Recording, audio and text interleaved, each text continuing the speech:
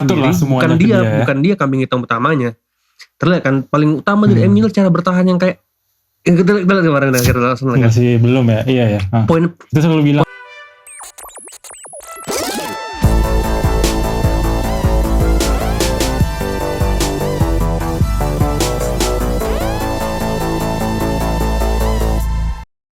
Kembali lagi bersama kita di ruang ganti Football Media. Sebelumnya kita mengucapkan selamat berbuka, anjay. Selamat berbuka buat kalian fans-fans yang, tapi kalau buat fans MU berbukanya sabar dulu, oke? Karena nih kita akan bahas MU juga nih, makanya agak simpang MU. Tapi sebelumnya jangan lupa buat teman-teman semua ya, tetap kita selalu ingatkan untuk follow kita di semua sosial media, ada di Instagram, ada di YouTube, ada di Twitter, ada di Spotify dengan username-nya Ruang Ganti Football Media. Oke? Nah ini tadi udah aku bahas sedikit nih teman. Bahas lagi, agak aku singgung nih. Tentang MU yang kayaknya bukan cuma puasa gelar sih, tapi kayaknya bakalan bermain di UEFA Conference League nih. Karena kalau kita lihat hitung-hitungannya aja sekarang, Tottenham sama Arsenal aja peringkat 45 kayaknya udah agak susah dikejar sih. Dan mereka unggul game kan, game yang belum dimainin kan. Unggul game lagi malah si MU ini, makanya buat aku sih UCL kayaknya udah goodbye, cuma mungkin buat UCL masih ada harapan sih. Oke, itu dikit intermezzo lah. Tapi ini kan tadi malam nih, kita tahu lah nih gimana MU lawan Arsenal nih sebenarnya.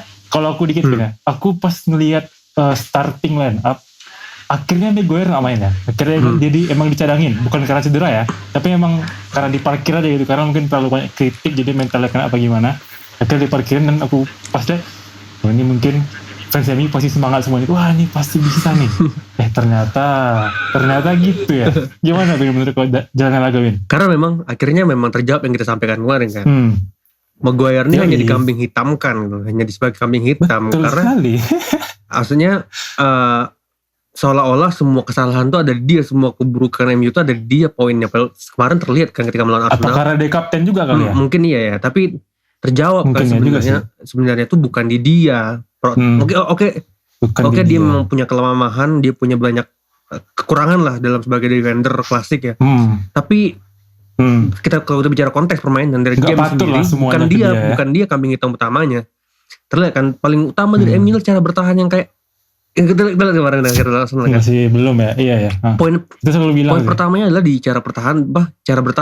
Kayak aku bilang kemarin, dan kemarin aku bilang bahkan ketika menghadapi Liverpool kita bisa lihat lah bagaimana MU kelewalahan ketika Liverpool bermain high block defense, benar-benar mengunci di tengah lapangan.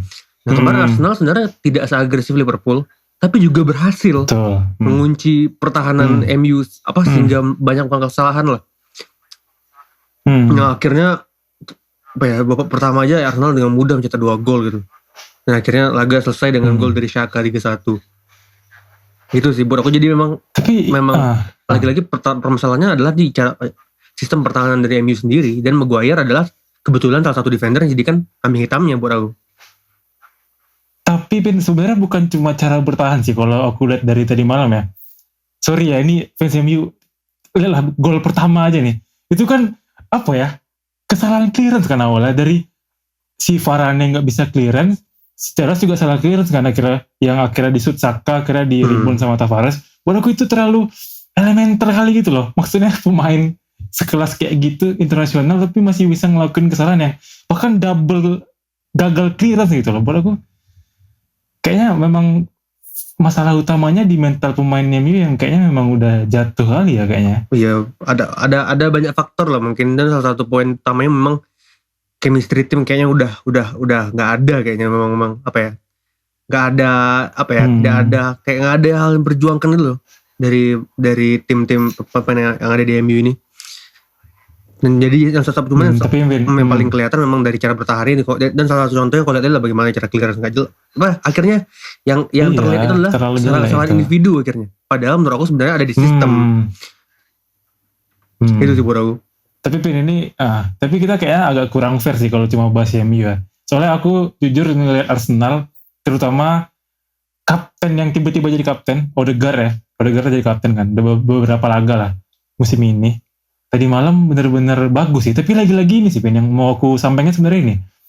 Kalau ngelihat laga lawan Liverpool sebenarnya cara apa ya, build up dari tim lawan MU itu sama sih.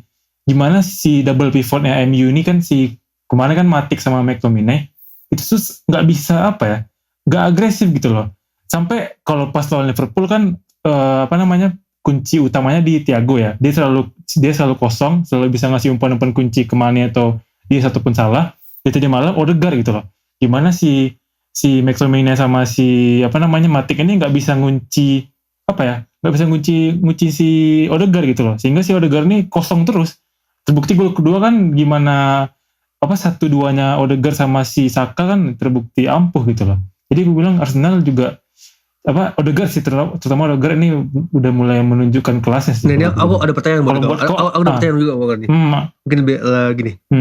Agak lucu sebenarnya dari performa Arsenal ini kan. Maksudnya dari 2 laga terakhir mereka bisa ngalahin tim besar lah. Ngalahin Chelsea 4-2, terus ngalahin MU sekarang 3-1. Tapi di 3 laga sebelumnya kalah dari tim-tim kecil, Brighton, Southampton. Jadi agak lucu sih ngeliat rekor dari Arsenal. Menurut apa sudah terjadi di Arsenal? Maksudnya kita pernah bahas ini di paruh musim kan. PR Arsenal adalah sekarang bagaimana mereka bisa membuktikan mereka juga main baik ketika menghadapi tim-tim besar dan bisa menang minimal. Ini kan. Sekarang malah kebalikan ini dalam 5 laga terakhir nih. Lawan tim kecil mereka mau buang poin, tapi lawan tim besar mereka mampu bermain. Aku bilang klinikal lah. Bermain efektif, efisien, kill the game, bisa kill the game gitu. Dan menang mereka gak tipis kan, 4-2, 3-1. Menurut apa terjadi di Arsenal sebenarnya? Kalau menurut aku sih sebenarnya masalah klasik ya, Ben. Maksudnya ketika sebuah tim yang memang masih belum punya mental yang cukup solid, itu pas lawan tim besar itu pasti mainnya all out gitu loh. Tapi pas lawan tim kecil tuh mereka kayak kesulitan buat, paling utama tuh kesulitan buat ngebikin permainan tuh enak gitu loh. Terbukti pas aku nonton pas lawan Brighton, itu Arsenal sama sekali gak bisa ngapain gitu loh, Ben. Itu yang mungkin permasalahan juga yang dihadapi sama Tottenham, sama MU, sama kalau dari AS Roma gitu. Menghadapi tim yang pasif bermainnya ya? Menghadapi tim yang tim kecil tuh mereka masih gak bisa gitu loh. Kecuali kayak kita kalau ngomong Liverpool City itu loh, siapa aja juga dihabisin gitu kan. Mereka udah tahu, udah punya pakem yang pas itu loh. Cuma kan Arsenal ini kan yang kita bahas di awal juga waktu setengah musim kemarin, gimana sih Arsenal ini sebenarnya kita lihat konsisten aja sih kayak gimana. Cuma ya itu tadi sih, masih belum menemukan gimana cara bermain yang solid aja sih. Pakemnya belum nemu aja. Oke. Best player of the night dong kemarin. Gitu sih. Arsenal MU. MVP ya? Aku Odegaard jelas sama gue. Aku Odegaard. Oke. Kalau kau siapa? Ya Odegaard sih jelas. Tapi yang kalau aku bicara subjektif, aku kagum dengan eksplosivitas dari Saka sih. Karena udah lama nggak Saka seperti ini mainnya kan. Iya, itu kembali lagi ini sih, si Telles terlalu. Ini satu lagi Ben.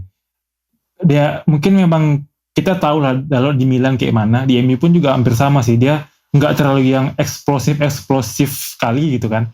Nah tapi di kiri Telles sih terlalu over kalau gue bilang. Jadi Saka enak gitu loh.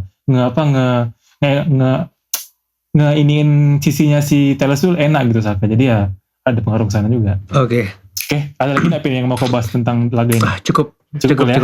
Duel ya? 4 besar kurang baik dibahas. Oke. Yang 4 besar. Belum tentu nih. Jadi Spurs ya. Oke, kita lanjut ya. Jadi Spurs kan. Oke. Kita lanjut nih Ben. Kita terbang ke mana dulu Ben ya? Kayaknya ke Jerman dulu kali ya. Der Klassiker. Jerman dulu lah. Munchen memastikan diri juara. Aduh, Munchen 10 tahun 10 kali cuy. Kayaknya bakal 10 tahun lagi sih kalau masih gini-gini aja pesaingnya. Terakhir ada juara itu Dortmund yang Shinji Kagawa ya? Dortmund? Si Dortmundnya Jurgen Klopp ya? Ya, Jurgen Klopp udah habis tuh sama sekali gak ada perlawanan kan? Ini kau ada komentar apa tentang laga tadi malam ini? Dikit aja. Buat aku ini sih Mbak. Dortmund punya, terutama di babak kedua ya, Dortmund sebenarnya punya banyak peluang untuk membuat game ini jadi game on lagi lah. Banyak peluang dari Haaland, dari Reus, beberapa kali pun Dortmund pun bermain efektif di serangan mereka. Cuma itu Dortmund gak bisa klinikal di depan, kecuali gol penalti dari dari Emre Can. Jadi buat aku sayangkan aja sih, karena sebenarnya Munchen pun cukup bermain end to end football ya. Mereka benar-benar dari belakang ke depan. Jadi kedua tim juga bermain seperti itu. Jadi kayak yang di reverse fixture-nya lah, mereka ini sama-sama bermain mencari kesalahan masing-masing kan.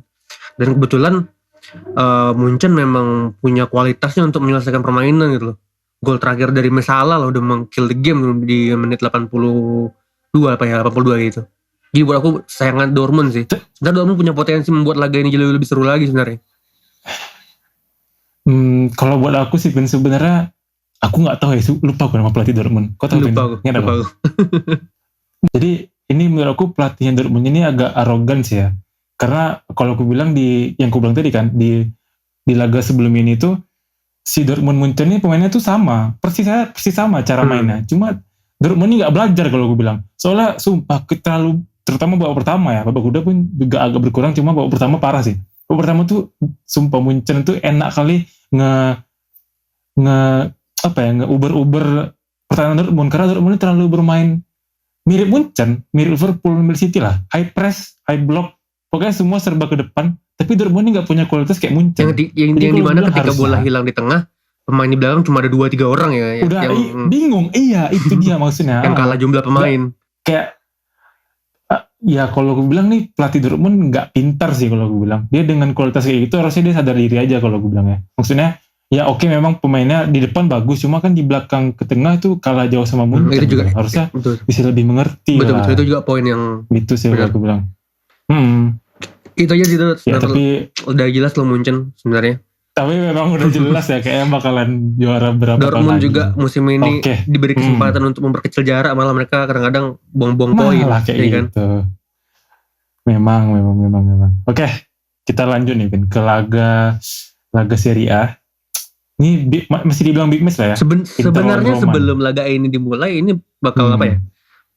Atensi orang besar lah, karena Roma juga 12 laga terakhir nggak kalah, unbeaten kan. Iya.